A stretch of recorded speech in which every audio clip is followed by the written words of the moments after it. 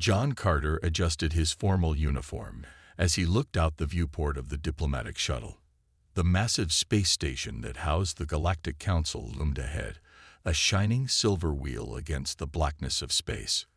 Earth had waited 50 years for this moment. Formal recognition and a chance to join the interstellar community. Nervous? Asked Susan Miller, his aide, and second in command. Her eyes scanned the approaching station with practiced caution. A healthy amount, Carter admitted. We're the new kids at school, and from what I hear, some of these species have been running things for thousands of years. The shuttle docked with a gentle hiss. Carter took a deep breath. He represented not just the United Earth government, but all of humanity. This meeting would shape mankind's future among the stars. The welcoming party consisted of tall, blue-skinned aliens with 4 arms, the Nelvari, known for their role as council mediators. Their leader stepped forward. Ambassador Carter, welcome to Centralis Station. I am first speaker Jalon. The council awaits. Carter and Miller followed the Nelvari through gleaming corridors. Other alien species watched them pass, some with obvious curiosity, others with what looked like disdain. Remember the briefing, Miller whispered. The Scatheri representatives will be seated directly across from us. They've opposed human membership from the beginning. Carter nodded. The Scatheri were among the oldest council races, reptilian beings known for their strict adherence to tradition. Intelligence reports suggested they viewed humanity as dangerous upstarts. The council chamber took Carter's breath away. A vast circular room with 17 raised platforms arranged in a ring. Each platform held representatives from a different alien civilization. Carter spotted the Scatheri immediately. Tall, scaled beings with narrow faces and vertical pupils. Their leader, Elder Vosek, watched Carter with cold, unblinking eyes. Humans, announced the council chairperson, a willowy being with translucent skin. You may approach the center. Carter walked to the speaking platform in the middle of the circle. He felt the weight of every alien gaze. Honored representatives of the Galactic Council, he began, his voice steady. I bring greetings from Earth. For centuries, we looked to the stars and wondered if we were alone. Now we know the answer, and we come seeking friendship and mutual understanding. Some representatives nodded. Others remained still. Humanity offers its knowledge, resources, and partnership. We seek to learn from your wisdom and share what we've learned on our own journey, Carter continued. We propose open trade agreements with all council races, with special focus on cultural exchange programs to foster better understanding between our peoples. A low hiss came from the Scatheri section. Elder Vosek rose to his full height. The human speaks of trade and exchange, as if he were an equal, Vosek said, his voice like dry leaves. Yet they come with no understanding of our oldest traditions. He has just proposed violating the sacred boundaries of knowledge. Carter looked confused. Nothing in his briefing had mentioned this concept. Miller stepped forward. Elder Vosek, if Ambassador Carter has given offense, it was unintentional. We would welcome clarification on these boundaries. Ignorance is no excuse, Vosek replied. By suggesting unrestricted trade of knowledge between all species, he has violated Taboo Principle 7. I invoke Council Protocol 7 to 9. The chamber erupted in hisses and murmurs. The chairperson banged a crystalline rod against the floor for order. Protocol 7 to 9 has not been invoked in 3 centuries, they said. Nevertheless, it is my right, insisted Vosek. Carter leaned toward Miller. What's happening? Before she could answer, 4 security beings entered the chamber and surrounded Carter. John Carter of Earth, announced the chairperson, their voice now formal and cold, you stand accused of violating a sacred taboo. Under Protocol 7 to 9, judgment is immediate and cannot be appealed. This is absurd, Carter protested as the guards moved closer. I came here in peace. At least explain the charge. Miller tried to intervene but was held back. As Carter was led away, Vosek watched with what looked almost like satisfaction in his ancient eyes. Return to your ship, Vosek told Miller. Tell Earth what happens when primitives speak out of turn. Carter looked back at Miller. Contact Earth, he mouthed silently before the doors closed behind him. Susan Miller raced through the corridors of Centrella Station, her heart pounding in her chest. 2 Nelveri guards pursued her, but she knew the station layout better than they expected. The emergency diplomatic codes Carter had given her felt heavy in her pocket. Behind her, somewhere in the heart of the station, they were preparing the ritual. She had less than an hour. Miller slipped into a maintenance shaft, waiting until the guards passed before continuing toward the communication hub. She needed to send a message to Earth. Meanwhile, John Carter stood in a bare room, surrounded by Council security forces.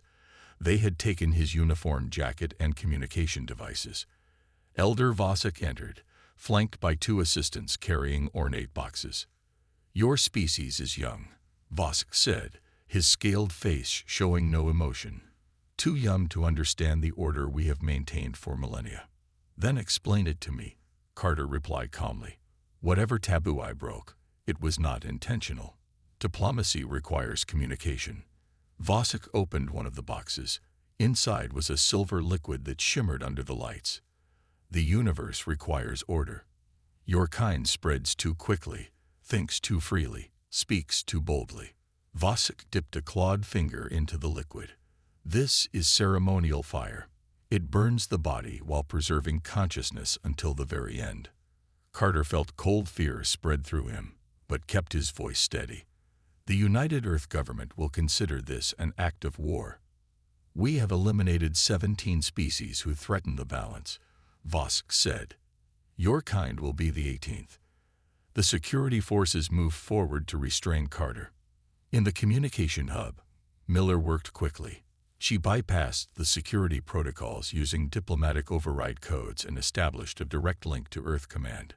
With trembling hands, she uploaded all the station data she had managed to collect, including the hidden records of previous species who had been removed from the galactic community. This is Senior Diplomatic Officer Susan Miller, she said into the transmitter. Emergency Protocol 9. Ambassador Carter has been seized under false pretenses. The Scatheri are planning execution. Request immediate. The door slid open. Miller turned to find a Brill technician, a small, gray-skinned alien with large eyes. They're taking your ambassador to the Chamber of Judgment, the Brill said quietly. I can show you a way to witness without being caught. Some of us disagree with the old ways. Miller hesitated, then nodded. The message had sent. There was nothing more Earth could do in time. On Earth, in the United Command Center, Admiral Frank Peterson watched the incoming transmission with growing horror. Around the table sat the highest military and government officials of Earth. Play it again, he ordered, his voice tight with rage. The view screen showed a circular chamber. In the center stood John Carter, bound to a metal post. Around him, representatives from all council races watched from tiered seating.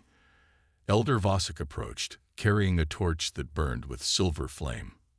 For the crime of suggesting unrestricted knowledge exchange, in violation of the sacred boundaries, this human is sentenced to ceremonial burning, Vosek announced. Carter looked directly at the hidden camera Miller had activated.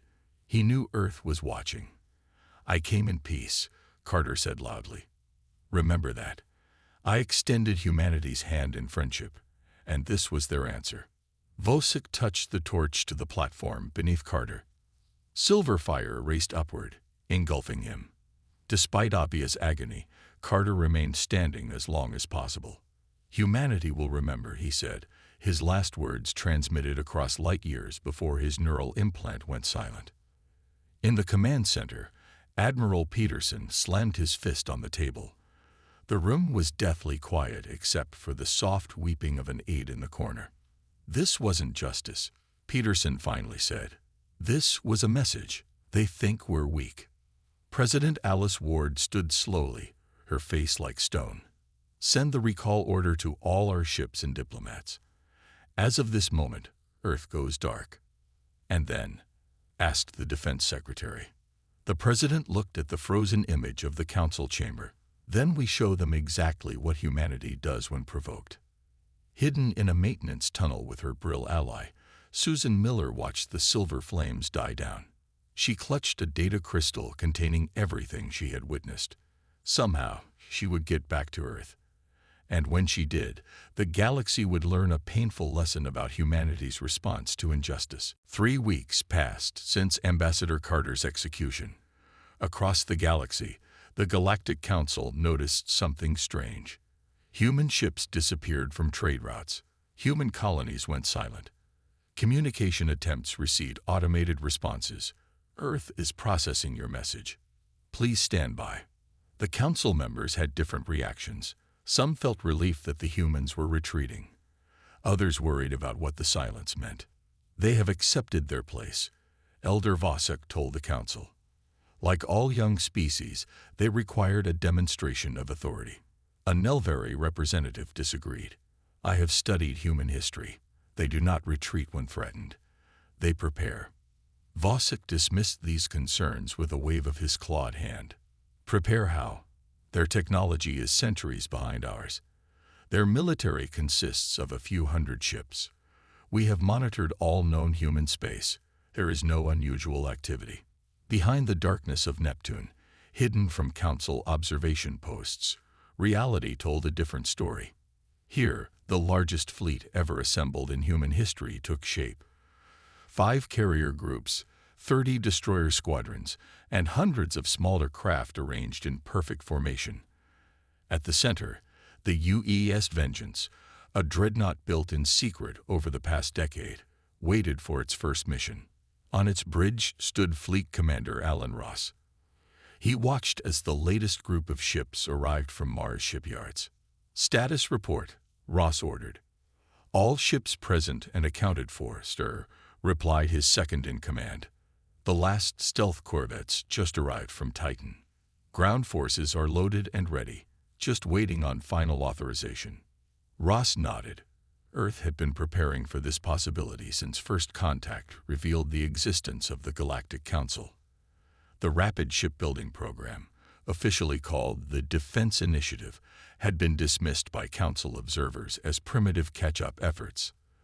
They never realized the true scale of humanity's preparations. On Earth, in the underground presidential bunker, Susan Miller delivered her full report to world leaders. She had escaped Centralis Station with help from sympathetic aliens and returned to Earth with critical intelligence. The Scatheri have been manipulating council politics for centuries, Miller explained, pointing to data displayed on the room's main screen. They've orchestrated the removal of at least 17 species that threaten their dominance. We weren't singled out. We're just the latest target. President Alice Ward studied the information. And these other council races, are they all complicit? Miller shook her head. Many are victims themselves, kept in line through fear and manipulation. The Nelvari, Brill, and Aridians have all suffered under Scatheri influence. They might be potential allies. The Defense Secretary spoke up. The fleet is assembled and ready, Madam President. Operation Prometheus awaits your command. President Ward stood and walked to the window overlooking the rebuilt Washington skyline. Citizens below went about their daily lives, unaware of the momentous decision being made. The council believes we're cowering in fear, she said quietly. That we've accepted Carter's murder as the price of our ambition. She turned to face the room. They're wrong. She pressed her palm against the authorization scanner. The screen flashed green. Operation Prometheus is approved. Commander Ross has full tactical authority. In space, Ross received the authorization code. He addressed the fleet through the command channel. This is Fleet Commander Ross to all ships. We have waited and watched for 3 weeks. The enemy believes we lack the courage to respond. Today, we proved them wrong. Ross brought up the tactical display. Our target is the Scatheri homeworld. Their defense grid is our primary objective. Captain Steve Bennett will lead the ground teams. Captain Bennett, aboard the stealth insertion ship Nemesis, reviewed his mission details. His team would infiltrate the planetary defense headquarters while the fleet created a diversion. Remember, Ross continued, "This is not about destruction. It's about justice. No civilian targets. We want Elder Vosek captured alive to face human justice. Show the galaxy the difference between their barbarism and our civilization." The massive fleet began to move, utilizing the jump technology that council races had dismissed as theoretical for humans. In moments, they would arrive at the Scathari homeworld, and the galaxy would learn what happened when humanity sought revenge. The Scathari homeworld of Valos Prime glowed like a jewel against the blackness of space. Its 3 moons reflected light onto the planet's scaled cities. Today was the Purification Festival, when the Scathari celebrated their ascension to the Galactic Council 5,000 years ago. Elder Vosek stood on his ceremonial platform in the Grand Temple. Below him, thousands of Scathari citizens watched with reverence. "Today we remember the wisdom of our ancestors," Vosek announced, "who recognized that not all species deserve a place among the stars. Some bring chaos, some bring disorder, some, like the humans, bring dangerous ideas that threaten the balance we have maintained." The crowd hissed in approval. 3 weeks ago, we showed the humans their place," Vosek continued. "Now they hide in their own system, afraid to." A young Scathari military officer rushed onto the platform. "Elder, our orbital sensors detect unusual energy readings at the edge of our system." Vosek frowned. "Explain." "Multiple jump signatures, hundreds of them. Nothing matching known council ship profiles." Before Vosek could respond, the sky above the temple darkened. The 3 moons of Valos Prime were suddenly blocked by massive shapes. Human ships, hundreds of them, appeared in low orbit, their hulls reflecting sunlight onto the panicked crowd below. In the lead ship, Commander Ross watched the tactical display. "All ships in position," reported his tactical officer. "Scathari defense grid is active but confused. Their ships are scattered for the festival." Ross nodded. "Begin Phase 1. Captain Bennett, you have a green light." On the stealth ship Nemesis, Captain Steve Bennett and his team prepared for drop. Their armor was lightweight but stronger than anything the Scathari had. Their weapons were set to stun. "Remember your training," Bennett told his soldiers. "We aren't here to start a war. We're here to end one before it begins." The drop pods launched silently, falling toward the Scathari Defense Headquarters, while the main fleet distracted their sensors. On the Scathari Command Center, panic spread. "Launch all fighters. Contact the Council for emergency assistance," ordered the base commander. A communications officer tried repeatedly to send the distress call. "Sir, I cannot reach any Council world. All channels are being blocked or jammed." Outside, Scathari defense ships rose to meet the human fleet. They fired energy weapons that the humans had never displayed during previous encounters. But something strange happened. The human ships didn't return fire. Instead, they released small drones that attached to the Scathari vessels, overriding their systems. "What is happening?" demanded the Scathari commander as his ship's engines shut down. "Sir, the humans are boarding our vessels," reported an officer in disbelief. They're taking our crews prisoner." Back in the temple, Vosk tried to maintain order. "Remain calm. Our defenses are the strongest in the galaxy. The humans cannot." The temple doors burst open. Captain Bennett walked in with his team, their weapons raised but not firing. "Elder Vosek," Bennett called, his voice amplified by his suit. "In the name of human justice, you are being detained to stand trial for the murder of Ambassador John Carter and crimes against multiple species."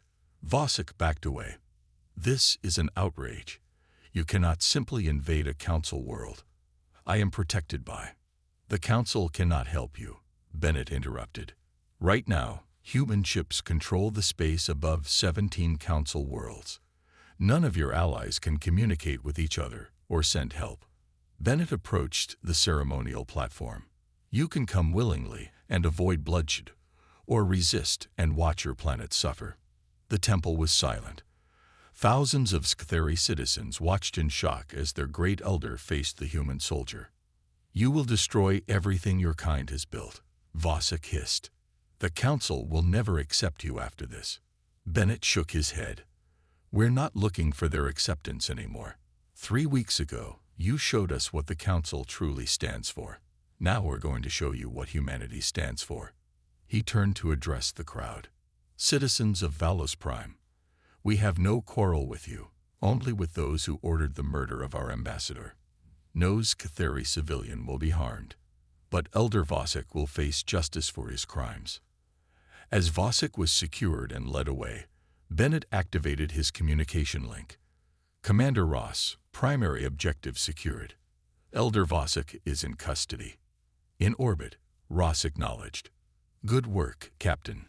Phase 2 begins now. Let's see how the Council reacts when they learn what their revered elder has been hiding for centuries. News spread quickly across the galaxy. Humans had captured Elder Vosek and now held the Scatheri homeworld under their control. The Galactic Council called an emergency session, but the usual unity was nowhere to be found.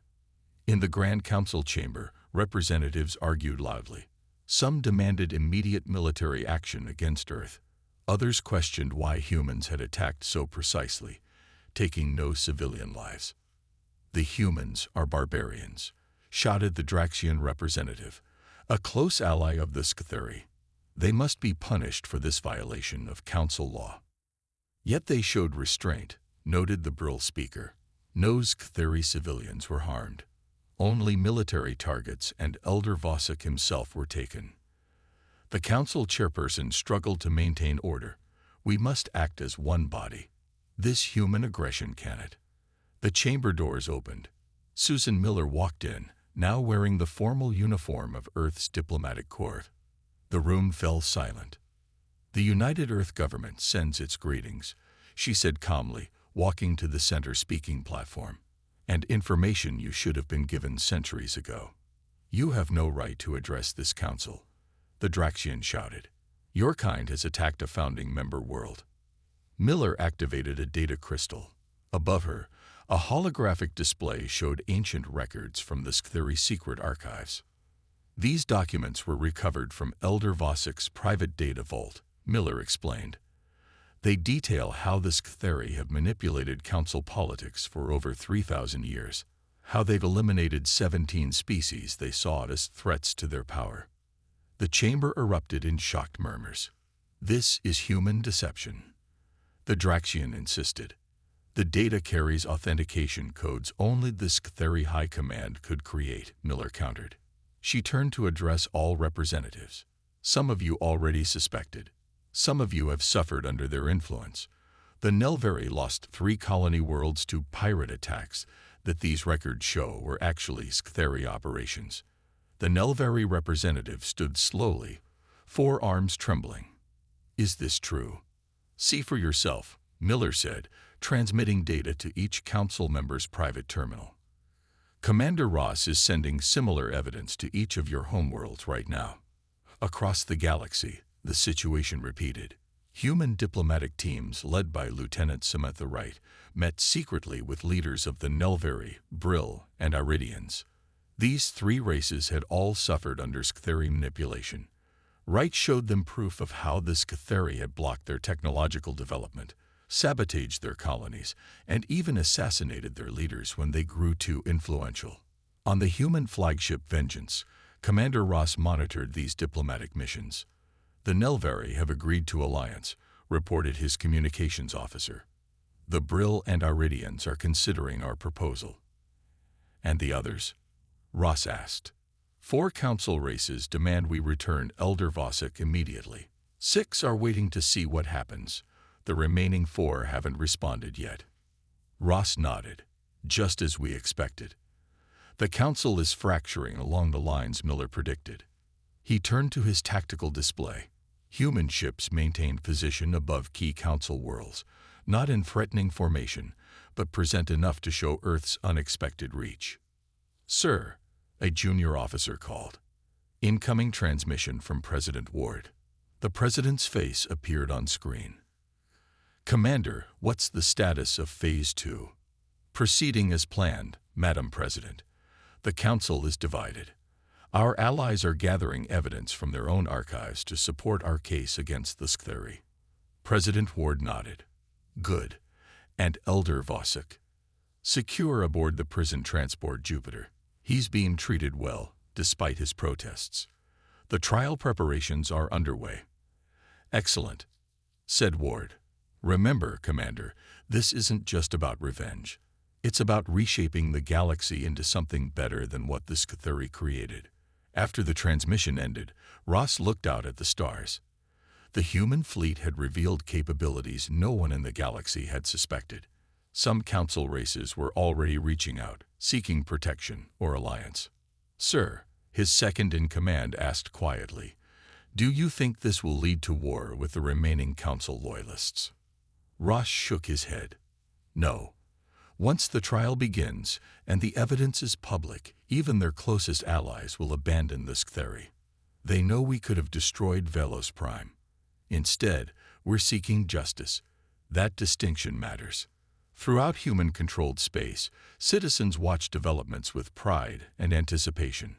For the first time in galactic history, a young species had challenged the old order and showed that true justice could replace ancient power. The trial of Elder Vosek began on a neutral space station built specifically for this purpose.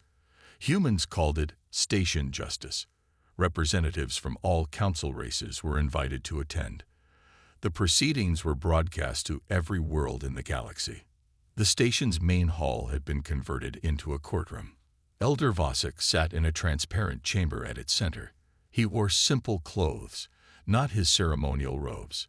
Human guards stood nearby, but their weapons remained holstered.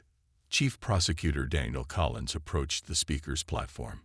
Unlike the angry military response many had expected, Collins was calm and professional. This tribunal has been established to try Elder Vosek for crimes against multiple species, including the murder of Ambassador John Carter. Collins began. All evidence will be presented openly. The accused will have full opportunity to speak in his defense. Vosek hissed, I do not recognize this court's authority. The Galactic Council alone judges its members. The evidence we will present shows that the Council has been manipulated by the Scytheri for centuries. Collins replied. It can hardly be considered an impartial judge. Collins activated a display showing Ambassador Carter's execution. Many in the audience looked away as the silver flames consumed the human diplomat. This was not justice, Collins said. This was murder disguised as tradition. Over the next 3 days, Collins presented evidence recovered from Scytheri archives. Records showed how they had engineered conflicts between other races, how they had prevented technological advancements that might challenge their power, how 17 species had been systematically eliminated when they grew too influential. Security for the trial was tight. Major Maria Garcia led the protection team. Twice, assassins tried to stop the proceedings. Once, a bomb was discovered near the courtroom. Each time, Garcia's team prevented disaster. They're desperate to silence us, Garcia told Collins after the second attempt. The evidence is too damaging. On the 4th day, Collins called his final witness, Professor William Jones, a human expert in alien cultures and history. Professor Jones, Collins said, why do you believe Ambassador Carter was targeted so specifically? Jones adjusted his glasses. The Scytheri maintain a predictive algorithm system. It analyzes species development patterns. According to documents we recovered, this system identified humanity as unique. Unique how? Collins asked. Most species follow predictable patterns after joining the galactic community, Jones explained. They either become dependent on advanced technology from older races, or they focus on specific areas of expertise. Humans did neither. Jones displayed graphs showing development patterns of various species. The Scytheri algorithm predicted that within 50 years, humans would match or exceed Scytheri influence in the Council. Within 100 years, humans would completely reshape the galactic power structure. The courtroom buzzed with conversation. Vosk's scales darkened in anger. Carter wasn't executed for breaking a taboo, Jones continued.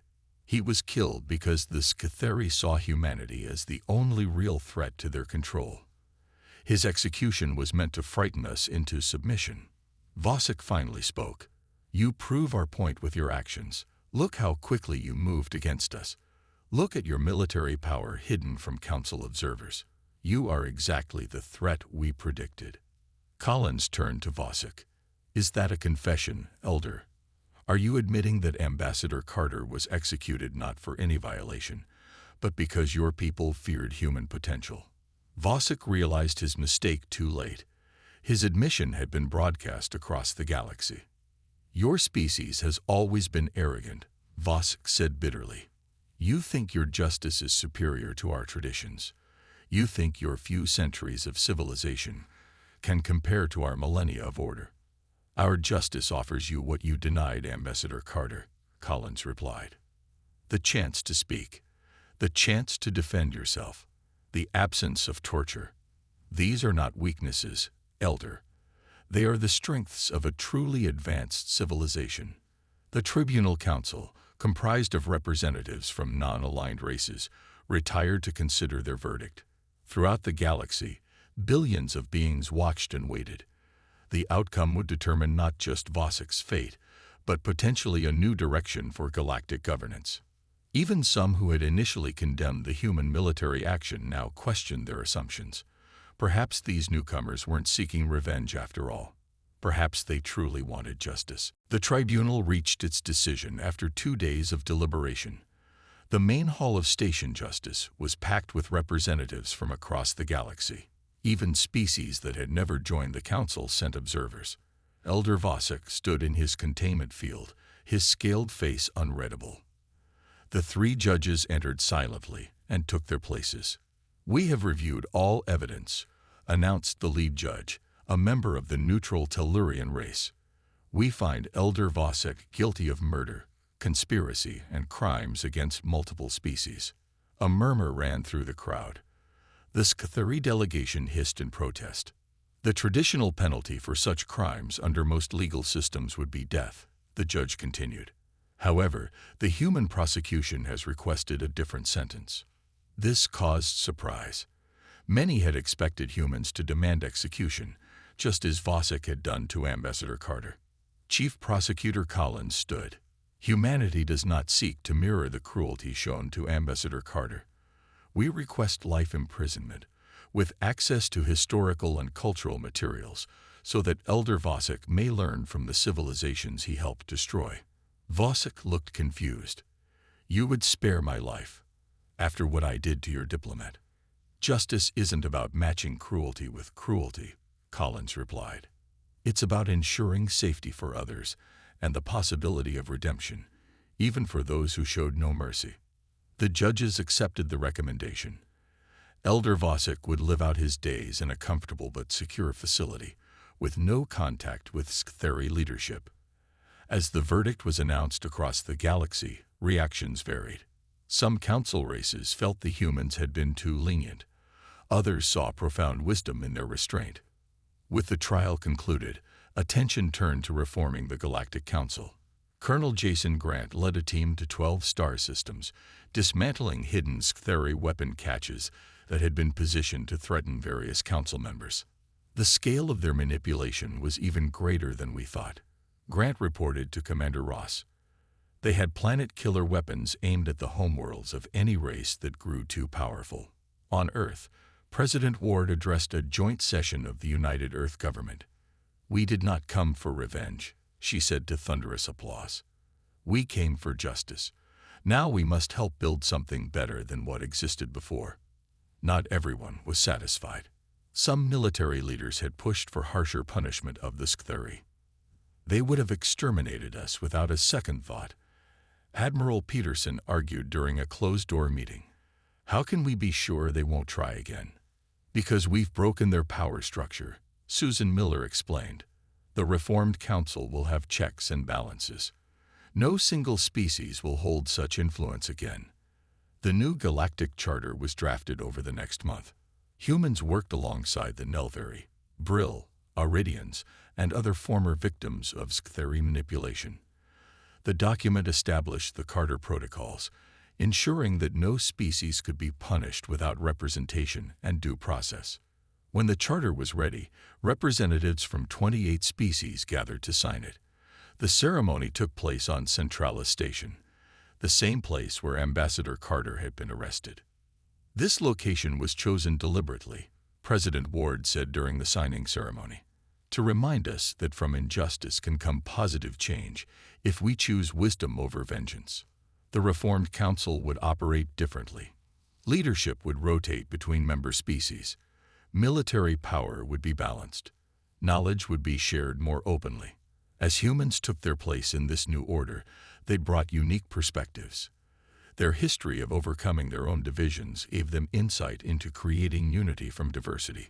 Some council races still viewed humans with suspicion. The Draxians and 3 other species refused to sign the new charter, forming their own separate alliance. But most recognized that humans had shown remarkable restraint given their military capabilities. They could have destroyed us all. And Nelveri Elder commented to Susan Miller after the ceremony. Instead, they forced us to become better. Miller watched as the various delegates mingled, species that had been kept apart by Scytheri manipulation now talking freely. This is what Carter would have wanted, she thought. Not revenge, but transformation. As the gathering concluded, a memorial flame was lit in the center of the station. It would burn eternally, in memory of all those who had suffered under the old order, and as a promise that such injustice would not happen again. 5 years passed since the reformation of the Galactic Council. The galaxy had changed in ways few could have imagined. Where once the Scytheri had dominated through fear and manipulation, now a coalition of species worked together, with humanity playing a key role. The Carter Memorial Embassy stood at the heart of Centralis Station. Its design combined architectural elements from all council races. Inside, Ambassador Lisa Patterson represented Earth in the new council chambers. Patterson had never met John Carter, but his legacy shaped her daily work. Today was no exception. A situation had developed that would test the new order. The council recognizes Ambassador Patterson, announced the Brill chairperson. The position now rotated yearly between member species. Patterson stood. Thank you, chairperson. I wish to bring attention to the situation in the Vega sector. Scouts have discovered a previously unknown sentient species. Holographic images appeared, showing a race of blue-skinned beings with 4 arms, similar to the Nelveri, but with distinctive ridge patterns. Initial reports suggest they have developed faster than light travel, but haven't ventured far from their home system. Patterson continued. Under the old council, they would have been evaluated for potential threat and possibly manage. Everyone understood what she meant. Under Scytheri influence, such species were often sabotaged or manipulated into destroying themselves. I propose we invoke the Carter Protocols and establish peaceful contact, Patterson said. Offer them membership without preconditions or demands. A representative from one of the newer council races objected. Their system contains valuable resources. Perhaps we should negotiate from a position of strength. Patterson smiled patiently. That thinking led to the very problems we sought to correct 5 years ago. The Carter Protocols exist precisely to prevent exploitation of newly discovered species. The debate continued, but ultimately the council voted to support Patterson's approach. A contact team would be assembled, with representatives from multiple races. Later, Patterson walked through the memorial garden at the center of the station. A flame burned in a crystal housing, the eternal flame for the victims of the old order. Susan Miller, now Earth's strategic director, joined her. The vote went well, Miller said. Carter would have been proud. Patterson nodded. Sometimes I wonder what would have happened if he hadn't been killed. Would we still have discovered this Scytheri manipulation? Would the council have reformed? We can't know, Miller replied. But his death wasn't in vain. The galaxy is better now than it was. They paused at the flame. Miller placed her hand on the crystal housing. We remembered, John, she whispered. And we built something better from the ashes. Across the galaxy, humanity's influence continued to grow, not through fear or dominance, but through partnership and innovation. Human colonies flourished alongside those of other species. Trade routes connected systems that had once been isolated from each other by Scytheri policies. On the former Scytheri homeworld, a new generation was growing up with a different understanding of the galaxy. Schools taught a more accurate history, acknowledging past wrongs while looking toward a better future. Elder Vosek still lived in his secure facility. He had grown frail but remained mentally sharp. Over the years, he had studied the histories of those 17 species his people had helped destroy. Slowly, something like regret had begun to form in his ancient mind. The human guards treated him with respect, despite knowing what he had done. This confused him at first, but eventually he came to understand it as strength, not weakness. Throughout human space, the story of Ambassador Carter was taught to children, not as a tale of revenge, but as a lesson in justice. How humanity had faced cruelty with measured response. How they had changed the galaxy not by becoming like their enemies, but by staying true to their better nature. As humanity expanded further into the stars, their reputation preceded them. They did not seek war, but neither did they fear it. They preferred friendship but would fight if necessary. Most importantly, they judged others not by age or power, but by actions and intentions. The galaxy had learned an important lesson. Do not mistake human patience for weakness, nor their desire for peace as fear of war. For when humanity finally acts, they change not just the battle, but the very rules by which it is fought.